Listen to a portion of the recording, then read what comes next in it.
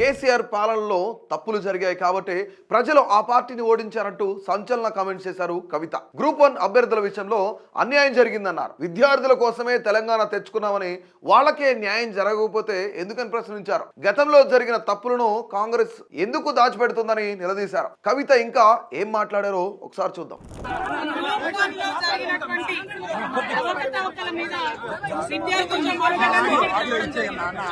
కేసీఆర్ గారి పరిపాలనలో కూడా అవకతవకలు జరిగినటువంటి విషయాన్ని విద్యార్థులు ఇక్కడ చెప్పడం జరిగింది. ఆనాడైనా ఈనాడైనా విద్యార్థులతో ఎప్పుడైనా వాళ్ళకి న్యాయం జరగాలని కోరుకునే వాళ్ళం. మేము తెచ్చుకున్నదే తెలంగాణ విద్యార్థులకు, తెచ్చుకున్నదే తెలంగాణ యువకులకు ఉద్యోగాలు రావడానికి కోసం. ఒకవేళ ఇదివరకు జరిగినటువంటి అన్యాయాన్ని చూసే విద్యార్థులు ప్రభుత్వాన్ని పోగొట్టిన విషయం మీరే చెప్తున్నారు ఓపెన్, దానిలో వేరే ఒపీనియన్ లేదు.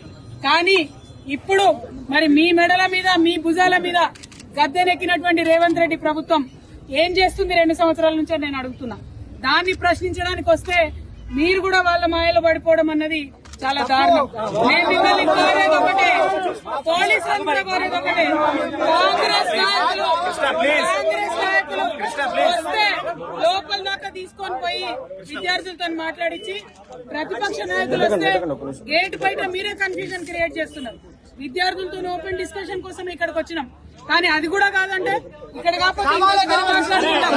కానీ ఇవాళ మేము కోరేది ఒకటే, ఖచ్చితంగా గ్రూప్ 1 లో అక్రమాలు జరిగినాయి అన్నది ఇవాళ ప్రతి ఒక్కరు ఒప్పుకుంటున్నారు.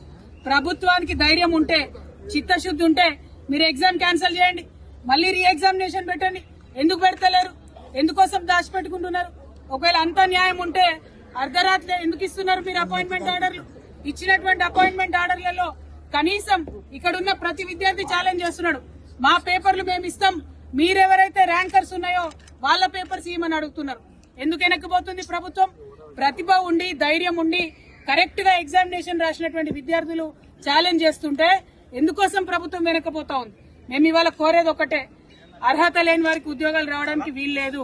ప్రత్యేకంగా ప్రెసిడెన్షియల్ ఆర్డర్ ని తుంగలో తొక్కి నాన్ లోకల్ పేరు చెప్పి 8 మంది పైచిలకు ఆంధ్ర ప్రాంతం వాళ్ళని తీసుకొచ్చి ఉద్యోగాలు ఇచ్చారు. మేము ఆంధ్రోళ్లకు ఉద్యోగాలు రావాలని ఉద్యమాలు చేయలే, తెలంగాణ బిడ్డల కోసం ఉద్యమాలు చేసినాం. మా వల్ల తప్పై ఉండొచ్చు, ఆ ప్రభుత్వంలో నేను కూడా భాగస్వామిగా ఉన్నా, తప్పు జరిగి ఉండొచ్చు. మనలో మనం తెలంగాణ వాళ్ళం తప్పు సరిదిద్దుకోవాలి. అంతేగాని ఇవాళ ఆంధ్రోళ్ల కోసం తలవంచినటువంటి ప్రభుత్వాలు ఆంధ్రోళ్లకు ఎట్లా ఉద్యోగాలు ఇస్తున్నారు? ఆ విషయాన్ని గుర్తించండి, ఆ విషయాన్ని గమనించండి. తప్పులు మనం చేద్దాం, అవసరమంటే మనమే సరిదిద్దుకుందాం. ఇంకొక అంశం, ఖచ్చితంగా అవినీతి జరిగింది, ఖచ్చితంగా ఉద్యోగాలు అమ్ముకున్నారు. ఇవాళ కాకపోతే రేపు ప్రూవ్ అవుతుంది. కానీ ఇవి ఫేస్ చేసే ధైర్యం లేకనే ముఖ్యమంత్రి గారు కోర్టులకు పోయి, డివిజన్ బెంచ్లకు పోయి, సుప్రీం కోర్టుకు పోయి పేద విద్యార్థులతో ప్రభుత్వం తలబడుతుంది. న్యాయమా ఇది? కరెక్టేనా?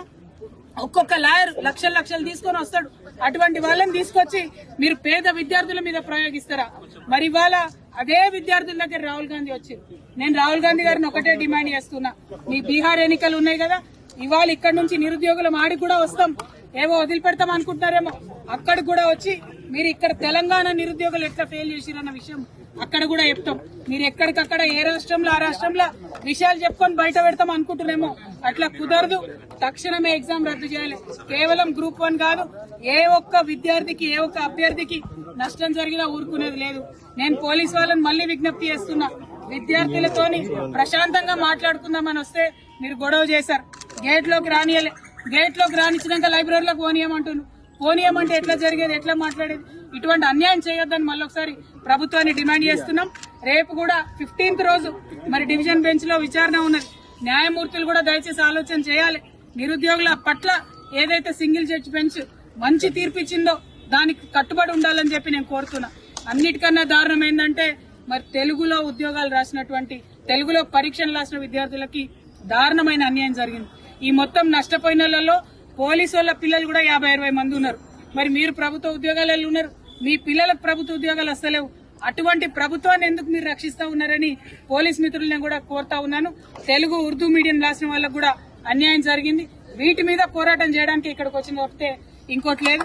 ఇదివరకు ప్రభుత్వాలు అన్యాయం చేసినందుకే ప్రభుత్వాలు మారినాయి. ఈ ప్రభుత్వం అన్యాయం చేస్తే ఈ ప్రభుత్వం కూడా నిలబడదు. జాబ్ క్యాలెండర్ ఏదైతే ఇస్తామని చెప్పినారో అది ఇవ్వాలని కూడా డిమాండ్ చేస్తున్నాం. 2 లక్షల ఉద్యోగాలు ఇస్తామని చెప్పిండ్రు. 50,000 పాత నోటిఫికేషన్లే మళ్ళీ ఇచ్చిండ్రు. మరి కొత్తగా ఒక్క ఉద్యోగం కూడా వేయలేదు. ఎందుకోసం అని చెప్పి క్వశ్చన్ చేస్తా ఉన్నాం. ఇది ఇక్కడితో వదిలిపెట్టబోము. రేపు ఒకవేళ డివిజన్ బెంచ్ లో మనకు అనుకూలంగా తీర్పు రాకపోతే సుప్రీం కోర్టు వరకు కూడా నిరుద్యోగుల వెంట మేము నడుస్తామని ఈ సందర్భంగా తెలియజేస్తూ ప్రభుత్వాన్ని భేషజాలకు పోవద్దు, గ్రూప్ 1 రద్దు చేయాలని మరొకసారి డిమాండ్ చేస్తున్నాం.